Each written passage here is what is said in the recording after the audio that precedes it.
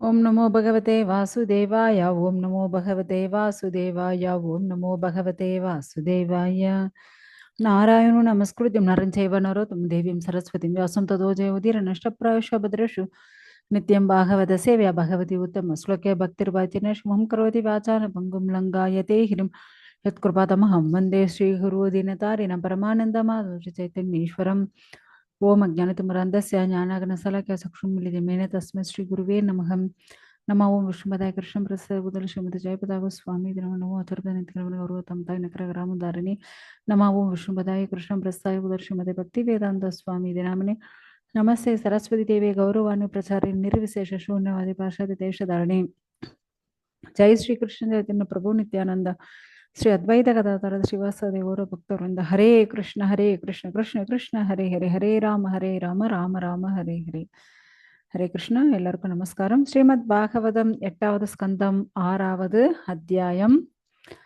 So இந்த 6வது அத்தியாயத்துல நம்ம என்ன பார்க்க போறோம் அப்படின்னா, தேவ அசுரர்களுக்கு இடைக்கால சமாதான அறிவிப்பு. ஸோ அவங்க 2 பேருக்குள்ள என்ன சமாதான அறிவிப்பு போட்டாங்க அப்படின்னுட்டு அதை பத்தி தான் பார்க்க போறோம். ஸோ இந்த அத்தியாயத்துல மொத்தம் 39 ஸ்லோகங்கள் இருக்கு.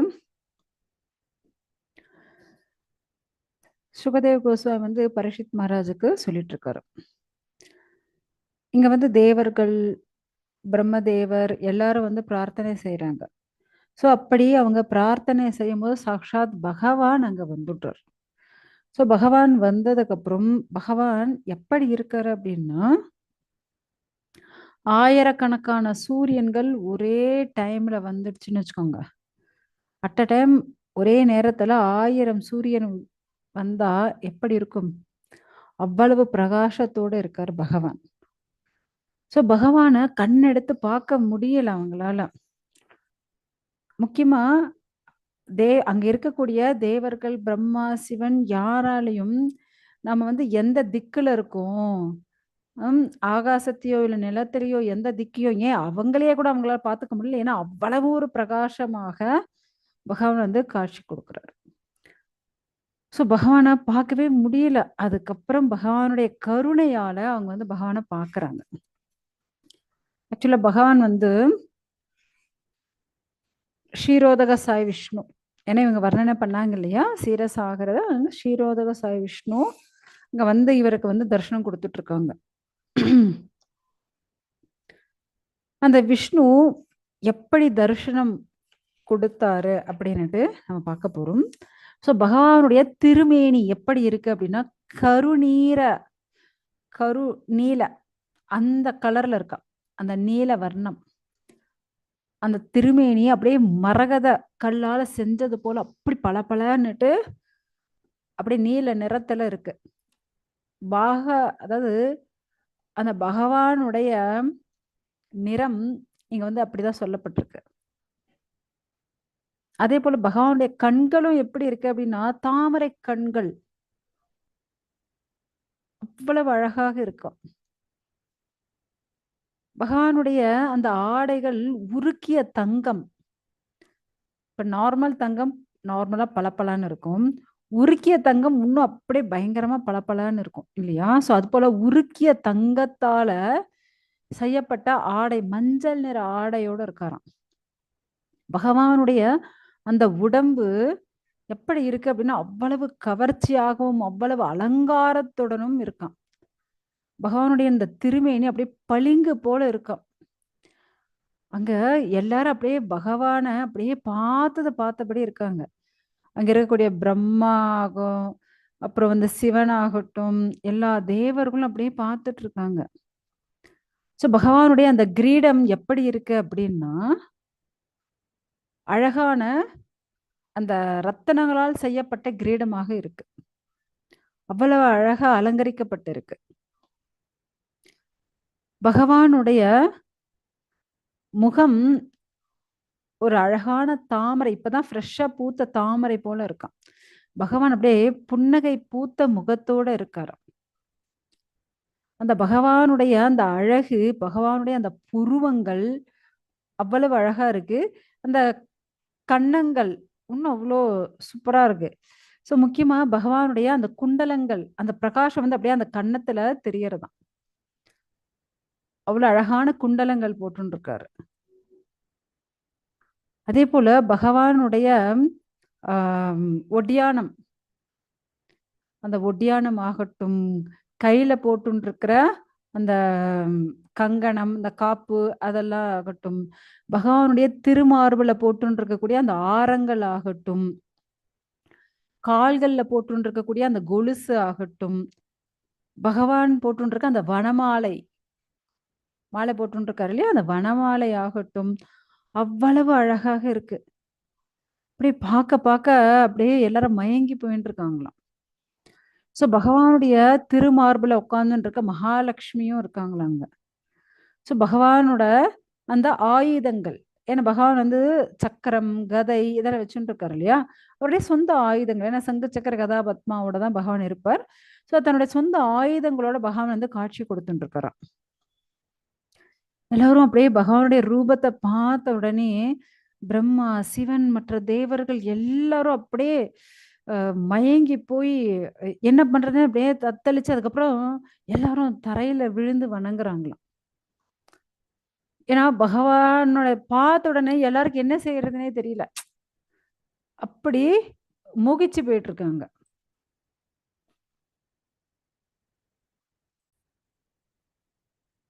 ஹரே கிருஷ்ணா. ஸோ இப்படி பகவானுடைய அழகை பார்த்துட்டு என்ன பண்றாங்க, எல்லாரும் அப்படியே தரையில விழுந்து வணங்குறாங்க. தேவர்கள், பிரம்மா, சிவன் எல்லாரும். ஸோ இப்போ வந்து பிரம்மதேவர் வந்து பிரார்த்தனை பண்றாரு. என்ன பண்றாரு அப்படின்னா, நீங்க வந்து பிறப்பற்றவர், பிறப்பற்றவரா இருந்தும் என்ன பண்றீங்க, நிறைய அவதாரம் எடுக்கிறீங்க. ஆனா நாங்கெல்லாம் அப்படி இல்லை.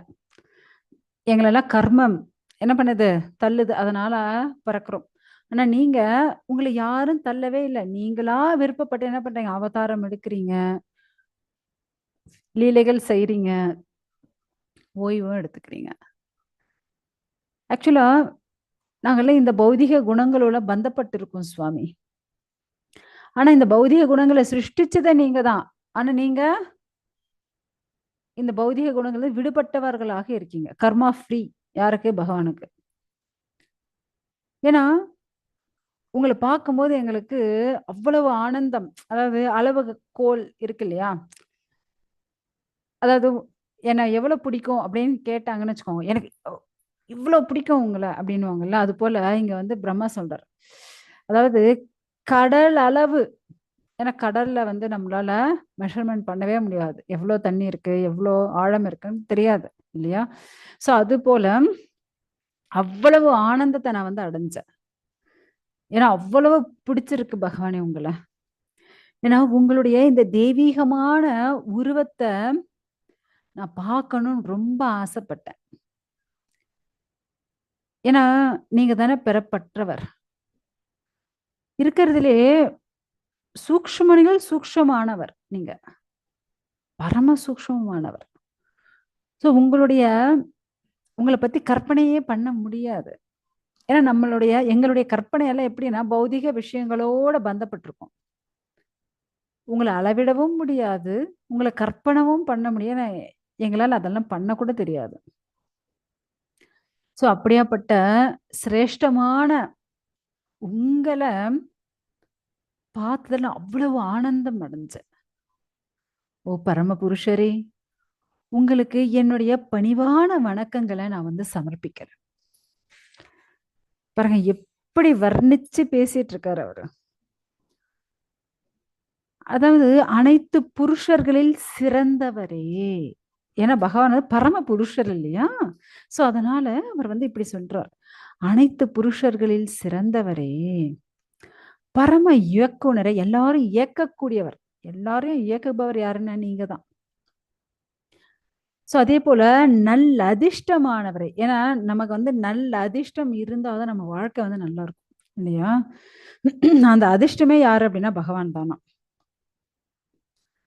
ஏன்னா அவங்களுடைய விருப்பம் அப்பதான் நிறைவேறும்.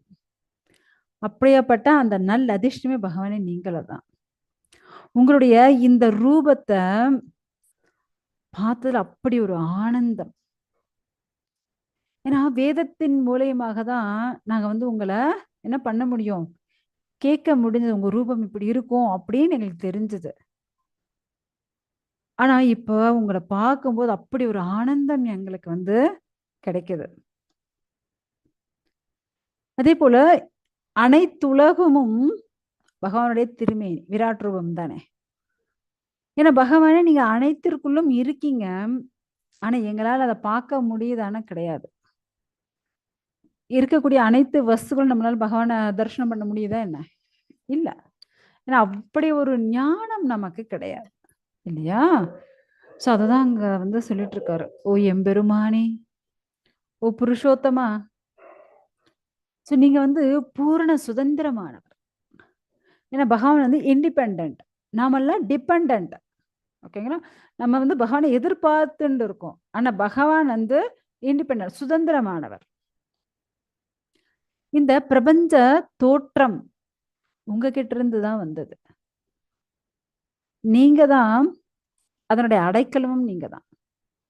அத ரட்சிப்பவரும் நீங்க தான். ஏன்னா, எப்படி வந்து ஒரு மண்பானை உருவாக்கப்பட்டு, அது உடைஞ்சதுக்கு அப்புறம் திரும்ப மண்ணா மாறுதோ, அப்படி அந்த மண்ணா இருக்கிறதும் நீங்க தான். என்ன? உபாதான காரணம். ஏன்னா, இந்த உலக சிருஷ்டிக்கு 3 காரணங்கள். என்னென்ன? உபாதான காரணம். இப்ப மண்ணுனா, களிமண் பானை பண்றதுக்கு. அடுத்தது நிமித்த காரணம். அதை செய்யக்கூடிய குயவன். அதுவும் பகவானே நீங்க தான். அடுத்தது சககாரி காரணம். அதற்கு உபயோகப்படுத்தக்கூடிய பொருள். அதாவது அந்த சக்கரம், பானை செய்யறதுக்கு தேவையான சக்கரம், தண்ணி, நெருப்பு இதெல்லாம். உபாதா சககாரி காரணம். ஸோ இப்படி உபாதான காரணம், நிமித்த காரணம், சககாரி காரணம். அனைத்து காரணமாக இருப்பதும் பகவானே நீங்க தானே. நீங்க ஒரு பானைக்கே அனைத்திற்கும் காரணம் நீங்க அப்படின்னு இருக்கும்போது, இந்த அனைத்து உலகத்தின் சிருஷ்டிக்கும் பகவானே நீங்க தான் ஒரே காரணம்.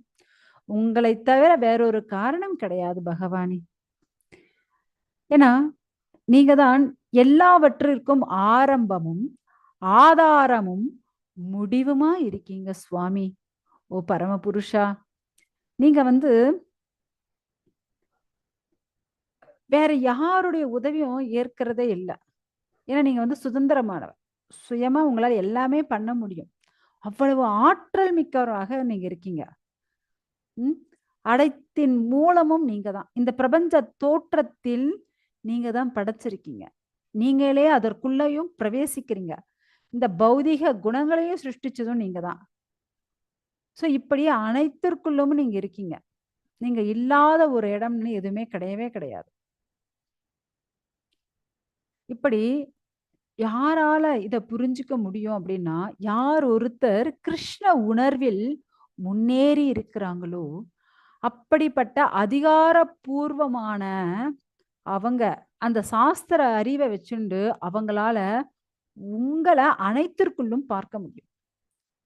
அவங்க பக்தி யோகம் செய்யக்கூடியவர்களாக இருப்பாங்க.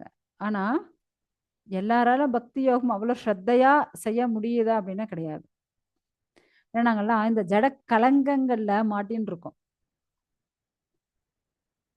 ஆக்சுவலா யார் ஒருத்தர் இப்படி பக்தி பக்தி யோகத்துல இருந்து தூய்மை அடைந்தார்களோ, அவங்களுடைய மனங்கள் அவ்வளவு சிரேஷ்டமானது. ஓ பகவானே! இந்த பௌதிக உலகத்துல அசைகின்ற, அசையாத எல்லாவற்றையும் சிருஷ்டிச்சது பகவானே நீங்க தான். நீங்களே மீண்டும், மீண்டும் படைச்சு, காத்து, அழிச்சு அப்படின்னுட்டு எல்லா வேலைகளும் பகவானே நீங்க தான் செஞ்சுட்டு இருக்கீங்க. எப்படி விறகுக்குள் இருக்கும் நெருப்பாகவும், பசுவின் மடியில இருக்கக்கூடிய பாலாகவும், நிலத்தில விவசாயம் செஞ்சு உற்பத்தி செய்யக்கூடிய உணவு தானியமாகவும், இப்ப கிணத்த வெட்டினாங்கன்னு வச்சுக்கோ, அதுக்குள்ள இருக்கக்கூடிய நீராகவும், இப்ப ம் வியாபாரம் செய்றாங்க அப்படின்னா, வாழ்க்கைக்கு தேவையான பொருளாகவும், அனைத்துமாகவும் இருப்பது பகவானே நீங்க தான். ஏன்னா, உங்களுடைய கருணை இருந்தா தான் இதெல்லாம் நடக்கும். உங்களுடைய அனுக்கிரகம் ரொம்ப ரொம்ப முக்கியம். ஸோ உங்க அனுக்கிரகம் யாருக்கு கிடைக்கும் அப்படின்னா, யார் ஒருத்தர் உங்ககிட்ட பக்தி செய்யறாங்களோ அவங்களுக்கு கிடைக்கும். ஸோ புத்திசாலித்தனம் யாருக்கிட்ட இருக்கு? பகவானுடைய பக்திய யாரு செய்றாங்களோ அவங்க கிட்ட தான் அந்த புத்திசாலித்தனம் இருக்கு. ஆக்சுவலா புண்ணிய புருஷர்கள் அனைவரும் இத வந்து ஊர்ஜிதப்படுத்துறாங்க. அவங்களால மட்டும் தான் யாரு பக்தி பண்ணாங்களோ அவங்களால பகவான பார்க்க முடியும்பா. மத்த யாராலயும் பகவான பார்க்க முடியாது. அவ்வளதாங்க இதுல இருக்கக்கூடிய விஷயம். ஸோ அததான் அவர் வந்து சொல்லிட்டு இருக்கார். யாரு? பிரம்மா. இப்ப காட்டுத் தீ ஏற்பட்டுடுச்சுன்னு வச்சுக்கோங்க. அப்ப காட்டுல இருக்கக்கூடிய மிருகங்கள் பெரும் துன்பத்திற்கு ஆளாகும். அப்ப யானைகள் என்ன செய்யும் தெரியுமா? அந்த காட்டு மிருகங்கள் அது வந்து ஓடிடாது அங்கிருந்து. அங்க இருக்கக்கூடிய காட்டு மிருகங்கள காப்பாத்தணும். அந்த காட்ட காப்பாத்தணும் அப்படின்னுட்டு, அங்க இருக்கக்கூடிய நீர எடுத்து அந்த காட்டு தீய அணைக்கிறதுக்கு முற்படும். அதுவும் அங்க கங்கையே கிடைச்சிருச்சுன்னு வச்சுக்கோங்க. இன்னும் எவ்வளவு சந்தோஷம் இல்லையா? ஸோ அதுபோல பகவானே, நான் வந்து உங்களுடைய நாபியில இருந்து வந்த ஒரு தாமரை பூல பிறந்தேன்.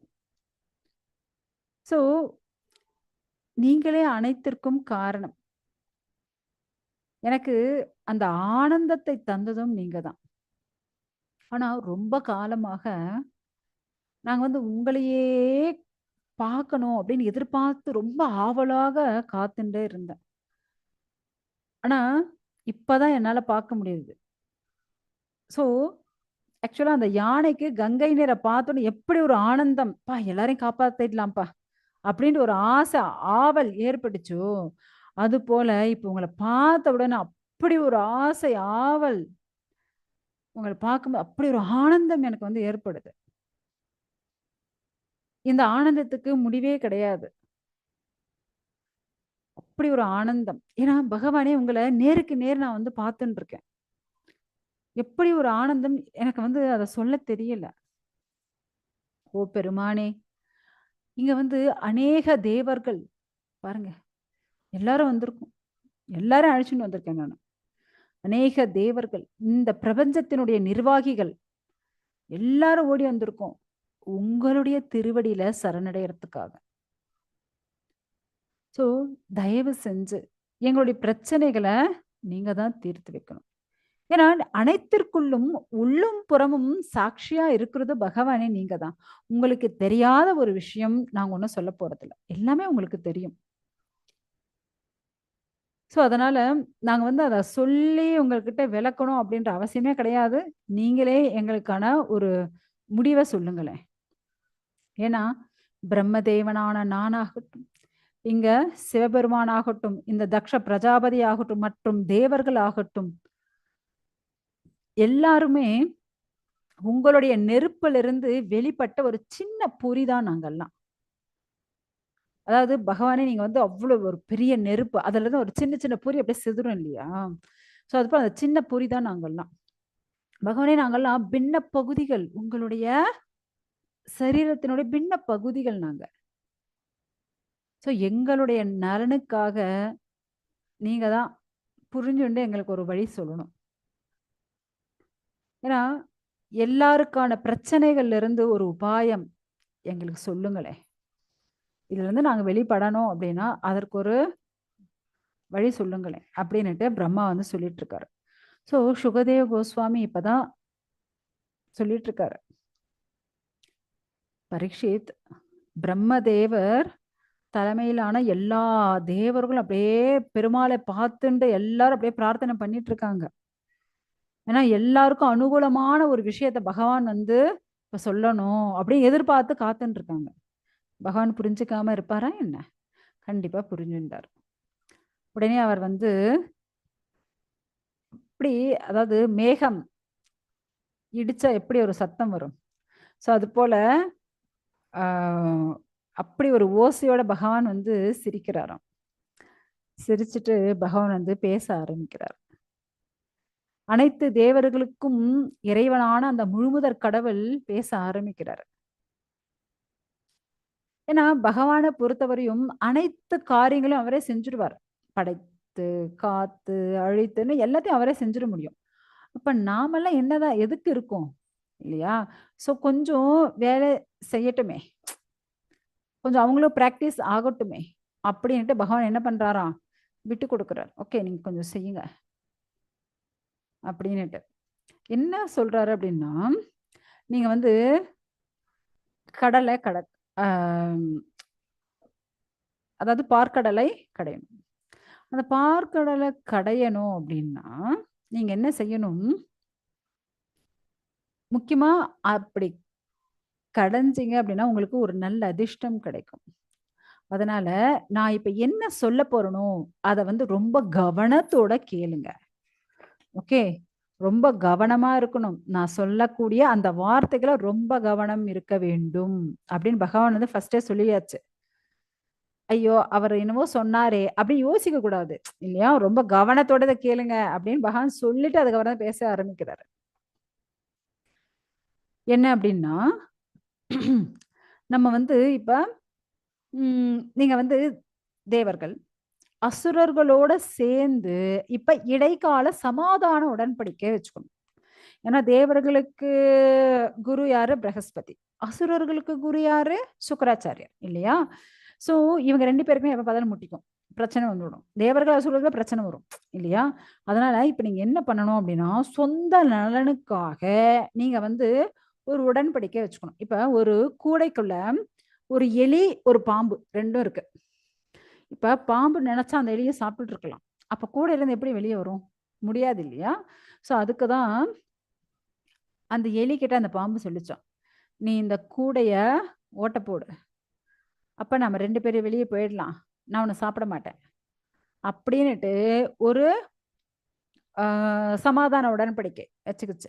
இடைக்கால சமாதான உடன்படிக்கை இது. ஓகேங்களா? ஸோ அது போல பண்ணதுக்கப்புறம் எலி என்ன பண்ணுச்சாம், சரின்ட்டு அந்த கூடைய அப்படியே ஓட்ட பண்ணி பெருசா ஓட்டையாயிடுச்சு. ஓட்டையானது சரி இப்ப வெளிய போலான்னு நெனைக்கும்போது, பாம்பு என்ன பண்ணுச்சு, லபக்குன்னு எலிய முழுங்கிடுச்சு. அந்த கூடையிலருந்து வெளிய போயிடுச்சு. பாருங்க எவ்வளோ ஒரு புத்திசாலித்தனமா அதுபோல நீங்க ஒரு சமாதான உடன்படிக்கை சொல்றத கவனமா கேட்கணும். அதனால பகவான் அத சொன்னது. ஸோ தற்காலிகமா நம்மளுடைய எதிரிகிட்ட என்ன பண்ணணும்? சமாதான உடன்படிக்கை வச்சுக்கணும். பாம்பு போல நடந்துக்கணும். உஷாரு அப்படின்ட்டு சொல்லியாச்சு. ஆக்சுவலா இப்ப ஒருத்தன் வந்து இறக்கும் தருவாயில இருக்கான்னு வச்சுக்கோங்க. அவனுக்கு ஆ சிரஞ்சீவி இருக்கிறதுக்கான ஒரு அமிர்தம் கிடைச்சதுன்னா, அதற்கு அவன் முயற்சி பண்ணலாமா? வேண்டாமா? கண்டிப்பா பண்ணி தான் ஆகணும். அப்பதானே அவன் வாழ்க்கை நல்லா இருக்கும். ஸோ அததான் இங்க வந்து சொல்றாரு. "ஓ தேவர்களே! எல்லா வகையான காய்கறிகள், அ எல்லா வகையான புற்கள், கொடிகள், மூலிகைகள் எல்லாத்தையும் பாற்கடல்ல போடுங்க. அதுக்கப்புறம் மந்தார மலை, அந்த மலைய தூக்கிட்டு போயி அங்க வந்து மத்தா வையுங்க. வாசுகிய கயறா வச்சு இழுங்க. அப்ப என்ன ஆகும்? ஏன்னா நீங்க ஒரு சைடு இழுப்பீங்க. இன்னொரு சைடுக்கு அசுரர்கள் வேணும் இல்லையா? அதனால தான் சமாதான உடன்படிக்கை சொன்னேன். ஸோ அப்ப நீங்க கடலை கடையும்போது, அங்க வந்து உங்களுக்கு அமிர்தம் கிடைக்கும். ஏன்னா, நெறைய மூலிகைகள், கொடிகள், காய்கறிகள், பழங்கள், புற்கள் எல்லாம் ஏன்னா நீங்க இப்ப பால தயிர் ஆக்கிட்டு, அத வந்து கடைஞ்சோம்னா என்ன கிடைக்கும்? வெண்ணெய் கிடைக்கும். இல்லையா? அதுபோல இவ்வளோ ஐட்டமும் பாற்கடல் இது. பாற்கடல போட்டு கடைஞ்சீங்க அப்படின்னா, உங்களுக்கு கண்டிப்பா என்ன கிடைச்சிரும்? அமிர்தம் கிடைச்சிரும். ஸோ, அப்ப அந்த அமிர்தத்த வச்சுட்டு உங்களுடைய வாழ்க்கை வந்து ரொம்ப சிறப்பாக இருக்கும். அதனால நீங்க என்ன பண்ணுங்க, நான் சொல்றபடி கேளுங்க. ரொம்ப பொறுமையோட இருக்கணும். அமைதியாக இருக்க வேண்டும். கோபமே படக்கூடாது. சஞ்சலம் அடையக்கூடாது.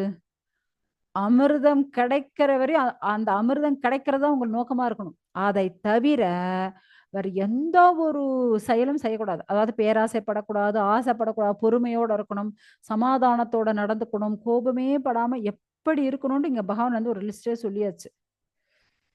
ம். அசுரர்கள் எத கேட்டாலும் ஒத்துக்கோங்க. ஓகேங்களா? அவங்க என்ன கண்டிஷன் போட்டாலும் ஓகே, ஓகே சொல்லிடுங்க. அதேபோல பார்க்கடல் நீங்க கடையும்போது அங்கிருந்து காலக்கூட்டம் அப்படின்ற விஷம் வரும். கவலைப்படாதீங்க. அதுக்கு ஆல்ரெடி சிவன் ஏற்பாடு பண்ணியாச்சு. அவர் பார்த்துப்பாரு. நீங்க பயப்படாதீங்க. அதுக்கப்புறம் அந்த பார்க்கடல்ல இருந்து நெறைய விஷயம் வெளிய வரும். அதுக்கு பேராசைப்படாதீங்க. கோபப்படக்கூடாது. ஐயோ என்னப்பா அசுரன் எடுத்துட்டானே நம்ம குடுக்கலையே அப்படின்ட்டுலாம் கோபப்படாதீங்க, பேராசைப்படாதீங்க. ஏன்னா அதுல விஷம் மட்டும் வராது, விலையுயர்ந்த ரத்தினங்கள் வரும். அப்புறம் வந்து நிறைய ரத்தினங்கள், அழகான மங்கைகள், இதெல்லாம் நிறைய வரும். கடைசியா தான் அமிர்தம் வரும். அதனால பேராசைப்பட்டு இருக்கிற எல்லாத்தையும் நீங்க வாங்கிக்கணும்னு ஆசைப்படாதீங்க. ஓகேவா? ஸோ அதனால ரொம்ப எதுக்கும் ஆசைப்படாம பொறுமையோட இருங்க, கோபப்படாம. ஸோ இப்படி தேவர்கள் எல்லாருக்கும் அறிவுரை சொல்லியாச்சு. சுகதேவர் சொல்லிட்டு இருக்காரு பரீட்சைத்துக்கு. இப்படி எல்லாம் அறிவுரை சொல்லிட்டு பகவான் என்ன பண்ணாரு, எல்லாரும் வணங்கிட்டு இருக்கும்போது அங்கிருந்து பகவான் வந்து மறைஞ்சாச்சு. ஸோ அதுக்கப்புறம் என்ன நடக்குது அப்படின்னா, பிரம்மதேவர் எங்க போயாச்சு, அவருடைய லோகமா சத்தியலோகத்துக்கு போயிட்டார். சிவபெருமான் அவருடைய லோகமான கைலாசத்துக்கு போயிட்டார். தேவர்கள் என்ன பண்ணாங்க தெரியுங்களா? ஏன்னா பகவான் இப்ப சொல்லிட்டாரு இல்லையா, நேரா போய் அவங்ககிட்ட உடன்படிக்கை போட்டுக்கணுமே. அதனால தேவர்கள் எல்லாரும் என்ன பண்ணாங்க, நேரா அசுரராஜன், அந்த டைம்ல அசுரர்களுக்கு சக்கரவர்த்தியா யார் இருந்தது அப்படின்னா பலி மகாராஜ். நேரா அவருடைய ராஜசபைக்கு போறாங்க. கொஞ்சம் யோசிச்சு பாருங்க. இப்ப இந்திரனுடைய ராஜசபைக்கு அசுரர்கள் வந்தா என்ன பண்ணுவாங்க, அப்படியே எடு கத்தி, எது அது எது இது எது, வில்லு அம்பு எடு, சண்டை போடலாம், அது எப்படி என்னுடைய இடத்துக்கு வரலாம் அப்படி பயங்கரமா சண்டை போடுவாங்கல்ல. ஸோ அதே போலதான் இப்ப அசுரர்களுடைய ராஜசபை, அங்க சிம்மாசனத்துல யார் பலி மகாராஜ் உட்கார்ந்துட்டு இருக்காரு. ஃபுல்லா அங்க வந்து அவருடைய சேனாதிபதிகள், அவருடைய பெரிய பெரிய அமைச்சர்கள், வீரர்கள் எல்லாரும் உட்கார்ந்துட்டு இருக்கா. சோ அந்த இடத்துல இப்ப தேவர்கள் உள்ள நுழைஞ்சாங்கன்னு வச்சுக்கோங்க, சும்மா இருப்பாங்களா? கண்டிப்பா இருக்க மாட்டாங்க இல்லையா?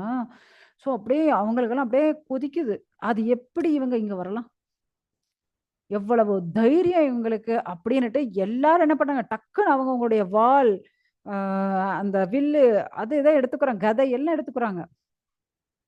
எல்லாம் அந்த ஏன்னா படைத்தலைவர், சேனாதிபதி, அங்கிருந்த அமைச்சர்கள் எல்லாரும் டக்கு டக்குன்னு எடுத்து ஒவ்வொரு ஆயுதங்கள் எடுத்துட்டாங்க. அவங்கள தாக்குறதுக்கு முற்படுறாங்க. உடனே பலி மகாராஜ் அங்கதான் சிம்மாசன உட்கார்ந்துட்டு இருக்காரு. அவர் ஸ்டாப் பண்ணுங்கப்பா. ஆக்சுவலா பலி மகாராஜ் யாரு, பிரகல்லாதனுடைய பேரன். பிரகல்லாதனுடைய மகனான விரோச்சனன், விரோச்சனனுடைய மகன் தான் பலி மகாராஜ். அவ்வளவு ஒரு சிறந்தவர் அவர். சோ பலி மகாராஜ் பாக்குறாரு, ஏப்பா எல்லாரும் உட்காருங்க, எப்ப சேனாதிபதி அவர் கழுத்துல இருந்து கத்தியை எடுப்பா, இப்ப நீ கதையை கொஞ்சம் இறக்குப்பா அப்படின்ட்டு எல்லாரையும் சமாதானப்படுத்து. அவர் விடுங்க, அவர் உள்ள வந்து என்ன சொல்லணும்னு வராங்க, எதுக்கு சும்மா அதுக்காட்டியும் எல்லா ஆயுதங்களும் எடுத்துக்கிறீங்க, சும்மா இருங்க, சமாதானமா இருங்க, அமைதியா இருங்க. பலி மகாராஜ் வந்து அங்க வந்த அனைத்து தேவர்களும் பாதுகாப்பு கொடுக்கிறாரு. யார் எதுவும் பண்ணக்கூடாது, என்னுடைய உத்தரவு மாரி யார் எதுவும் பண்ணக்கூடாது, சும்மா இருங்க. உடனே அவங்க வந்து அப்படியே அந்த ராஜ சபைக்குள்ள வர்றாங்க. ஏன்னா பெரிய ஐஸ்வர்யம், சொர்க்கத்தினுடைய அதிபதி யாரு, நம்ம இந்திரன். அந்த தேவேந்திரன் வராரு. அவர் வந்து நேரா, ஏன்னா பலி மகாராஜ் சக்கரவர்த்தி ராஜ சிம்மாசனம் உட்கார்ந்துட்டு இருக்கார். இவர் நேரா வந்து அவருடைய காலாண்ட உட்கார்ந்துட்டாராம் கீழே டபக்குன்னுட்டு. அதை பார்த்த உடனே பலி மகாராஜ் தூக்கி வாரி போட்டுச்சு. என்னடா சொர்க்கத்தின் அதிபதி என்ன இப்படி நம்ம கால் வைக்கிற இடத்துல மனுஷன் கீழே உட்காந்துட்டாரு, ஒரு சேர்ல உட்காந்துட்டாலும் பரவாயில்ல, அவ்வளவு பெரிய மனுஷன் வந்து நம்ம கால் வைக்கிற இடத்துல உட்காந்துட்டா கீழே உட்காந்துட்டு எப்படி இருக்கும். அப்படியே பலி மகாராஜ், அங்க இருந்த பலி மகாராஜருடைய உதவியாளர்கள் சம்பரன், அரிஷ்டநேமி எல்லாருக்கும் தூக்கி வாரி போடுது. என்னப்பா இது, அவ்வளவு பெரிய மனுஷன் புசுக்கன் வந்து கீழே உட்காந்துட்டாரு அப்படின்னு அப்படியே எல்லாரும் பாக்குறாங்க, என்னதான் நடக்குது அப்படின்னுட்டு. ஸோ அப்படியே உட்கார்ந்ததுக்கு அப்புறம் நம்ம 2 பேரும் சமாதான உடன்படிக்கை வச்சுக்கலாமா? ஏன்னா நான் வந்து இப்பதான் ஸ்ரீஹரியை பார்த்துட்டு வந்தேன். அவர் தான் சொன்னாரு, இது போல நம்ம திருப்பார்கடலை கடைஞ்சோன்னு வச்சுக்கோயேன், அங்க வந்து அமிர்தம் வருமா, நிறைய பொருட்கள் எல்லாம் வருமா, அதை குடிச்சா நம்ம வந்து ரொம்ப பலசாலியாக ஆகலாமா. ஏன்னா இப்ப ஆல்ரெடி எனக்கு வந்து பலம் இல்லாம போச்சு, தெரியும்ல. காரணம் யாரு, நான் தான் அகங்காரத்தோட நடந்துகிட்டேனா, அதனால துர்வாசர் சாபம் கொடுத்துட்டாரு. அதனால இப்ப எனக்கு பலமே இல்லை. அதனால மந்தார மலைய வந்து மத்தா வச்சு, வாசுகி பாம்ப கயறா வச்சு நீங்க வந்து திருப்பாற்கடல கடைஞ்சீங்க அப்படின்னா, உங்களுக்கு வந்து அமிர்தம் கிடைக்கும். அத குடிச்சா பலம் வரும் அப்படின்னுட்டு நாராயணன் சொல்லிட்டாரு. ஸோ இப்ப வந்து ஒரு பக்கம் நாங்க இழுப்போம். இன்னொரு பக்கம் இழுக்கிறதுக்கு வேற யாரும் கிடையாது. நீங்க தானே. நீங்கலாம் ஸ்ட்ராங்கான ஆளுங்க தானே. அதனால தயவு செஞ்சு வாங்களேன். அப்படின்னுட்டு யார் பேசுறது? இந்திரன் பேசுறாரு. ஸோ ஆக்சுவலா இவர் வந்து டபக்குனு அங்க கீழ உட்காந்தது. இவ்ளோ அமைதியா பேசுறது. அந்த மனுஷன் இவ்ளோலாம் பொறுமையா அசுரர்கிட்ட பேசினதா சரித்திரமே கிடையாது. இந்திரன். இவர பேசுனத கேட்டுட்டு பலி மகாராஜ் அப்படியே மயங்கி போயிட்டாரு. உருகி போயிட்டாரு அவரு. என்னடா இது? எப்படியாப்பட்ட மனுஷன் இப்படி வந்து கேட்கிறாரே அப்படின்ட்டு அவரு ஓகே, ஓகே. தேவர்கள் என்ன சொன்னாலும் ஓகே, ஓகே. எல்லாத்துக்கும் சம்மதம் தெரிவிச்சுட்டார். சரின்ட்டு ஒரு பக்கம் அப்படியே தேவர்கள், அசுரர்கள் எல்லாம் சேர்ந்து அப்படியே அந்த மலைய அப்படியே தூக்குறாங்க. மந்தார மலைய. தூக்கும்போது, அங்க வந்து இந்திரன், பலி எல்லாரும் வந்தாச்சு. எல்லா தேவர்கள், அசுரர்கள் சேர்ந்து தான் அந்த மலைய தூக்குறாங்க. தூக்கும்போது என்ன ஆச்சுன்னா, தூக்க முடியல. காரணம் என்னன்னா, அந்த மலை வந்து தங்கத்தால செய்யப்பட்ட மலை. நார்மலா இருக்கிற கல்ல கூட தூக்கலாம். தங்கத்தால் செய்யப்பட்ட மலைய தூக்க முடியுமா? பயங்கர வெயிட்டு. அப்படியே அது கீழயே அந்த மந்தார மலை கீழயே வந்து தேவர்கள், அசுரர்கள் நெறைய பேர் அப்படியே நசுங்கி இறந்து விடுறாங்க. சட்னி ஆயிடுறாங்க. ஏன்னா தங்க மலை இல்லையா? இட்ஸ் வெரி ஹெவி வெயிட்டா இருக்கு. அதேபோல நெறைய பேருக்கு வந்து கால் உடைஞ்சிடுது, தொடை உடைஞ்சிடுது, கை உடைஞ்சிடுது, தோள் பட்டை உடைஞ்சிடுது. அப்படியே நசுங்கி போயிடுறாங்க. உடனே இவங்களுக்கு இப்படி ஒரு பிரச்சனை. ஏன்னா அங்க வந்து தேவர்கள், அசுரர் 2 பேரும் தான் இறக்குறாங்க. 2 பேரும் அப்படியே நசுங்கி இறந்துடுறாங்க. உடனே வந்து தேவர்கள் என்ன பண்றாங்க அப்படின்னா, பகவான வந்து பிரார்த்தனை பண்றாங்க. "சுவாமி நீங்க சொல்லவே வந்து எடுத்தோம். இது இவ்ளோ வெயிட் இருக்குன்னு எங்களுக்கு தெரியல. எங்களால தூக்கவே முடியல. பெருமாளே வந்து காப்பாத்துங்கோ" அப்படின்னுட்டு. உடனே பெருமாள் கருடன் மேல ஓடி வராரு. கருடன் மேல பறந்து வராரு அவரு. வந்து என்ன செஞ்சுடுறாரு அப்படின்னா, அங்க ஒரு கையால அந்த மந்தார மலைய தூக்கிடுறாரு. என்ன பண்ணியாச்சு? ஒரு கையால மந்தார மலைய தூக்கியாச்சு. இன்னொரு கையால அந்த தேவர்கள், அசுரர்கள் 2 பேரையுமே ஏன்னா நெறைய பேரு நசுங்கி இறந்துட்டாங்க இல்லையா? ஸோ எல்லாரையுமே என்ன பண்ணியாச்சு? உயிர்ப்பிச்சுட்டார். யாருக்கெல்லாம் இப்ப எலும்பு முறிவு ஏற்பட்டுச்சோ, கை, கால் உடைஞ்சதோ, உயிர் போச்சோ, யாரெல்லாம் நசுங்கி ஆ இறந்துட்டாங்களோ எல்லாருக்கும் உயிர்ப்பிச்சுட்டார். எல்லாருக்கும் நல்ல உடல்கள குடுத்துட்டார். ஒரு கையில பெருமாள் என்ன பண்ணியாச்சு? மந்தாரமலை எடுத்துண்டார். இன்னொரு கையால தேவர்கள், அசுரர்கள் எல்லாரையும் எடுத்துண்டாராம். நேரா அப்படியே கருடன் மேல ஏறி உட்கார்ந்தார். அப்படியே பறந்து போறார் கருடன். பாருங்க. அந்த மந்தார மலைய தூக்க முடியாம தேவர்கள், அசுரர் 2 பேருமே இறந்தாங்க. அவ்வளோ ஜனமும். எல்லாரையும் உரிப்பிச்சுட்டாரு. இவரு ஒரே கையில தூக்கிட்டாராம். அவ்வளோ பெரிய மலைய. தூக்கிட்டு நேரா பறந்து போறார். நேரா அந்த பார்க்கடல்ல போயி கருடன நிக்க சொல்றார். உடனே அந்த மலைய வச்சாச்சு. உயிர்ப்பிச்ச அனைத்து தேவர்கள், அசுரர்களையும் கீழ விட்டாச்சு. போங்கப்பா. போய் இப்ப நீங்க உங்க வேலைய செய்யுங்க. அப்படின்னு சொல்லிட்டு பகவான் அங்கிருந்து திரும்பவும் பறந்து போயாச்சு. நெக்ஸ்ட் என்ன நடக்குது அப்படின்னுட்டு நாம நாளைக்கு கிளாஸ்ல பார்க்கலாம். இன்னைக்கு வந்து 6வது அத்தியாயம் முடிஞ்சிடுச்சு. நாளைக்கு 7வது அத்தியாயம் பெருமாள் என்ன பண்ண போறார் அப்படின்னுட்டு பார்க்கலாம். ஹரே கிருஷ்ணா. ஏதாவது சந்தேகம் இருந்தால் கேட்கலாம். யாருக்காவது ஏதாவது சந்தேகம்